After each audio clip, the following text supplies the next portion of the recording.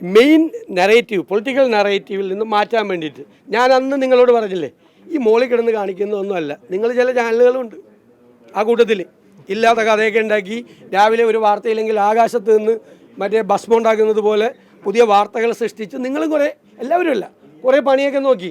പക്ഷെ ഞങ്ങൾ പറയില്ലേ, ഞങ്ങളുടെ പൊളിറ്റിക്കൽ നറേറ്റീവ് എങ്ങനെ ജനങ്ങളിലേക്ക് എത്തിക്കാം എന്ന് UDF അറിയാം.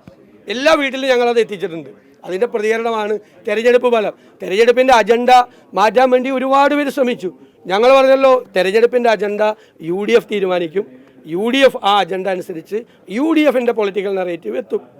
നിങ്ങൾ ഇന്നലത്തെ CPMൻ്റെ സെക്രട്ടേറിയറ്റ് യോഗത്തിൽ ഉള്ള ചർച്ചകളെക്കുറിച്ച് കൂടി ഇടയ്ക്ക് അന്വേഷിക്കുക. ഈ KPCC യോഗം കൂടുമ്പോൾ അതിലെ വാർത്തയൊക്കെ എടുത്ത് പുറത്തേക്ക് കൊടുക്കണ്ടല്ലോ, ഉള്ളതില്ലാത്തതൊക്കെ. അതുപോലെ ഇന്നലെ സെക്രട്ടേറിയറ്റ് CPMൻ്റെ കൂടിയത് ഒന്ന് അന്വേഷിക്കുക എന്തൊക്കെയാണ് അവർ ചർച്ച ചെയ്തത്. ഞാൻ എന്താ പറഞ്ഞത്, ടീം UDF ആണ്. ടീം UDF ഒറ്റ വാചകം ഞാൻ പറഞ്ഞിട്ടില്ല. വ്യക്തി കേന്ദ്രീകൃതമല്ല തെരഞ്ഞെടുപ്പ് വിജയം, ടീം UDF ആണ്. എന്നെ ക്യാപ്റ്റൻ എന്ന് വിളിച്ചിട്ടുണ്ടെങ്കിൽ രമേശ് ചെന്നിത്തല ക്യാപ്റ്റനല്ല, അദ്ദേഹം മേജറാണ്.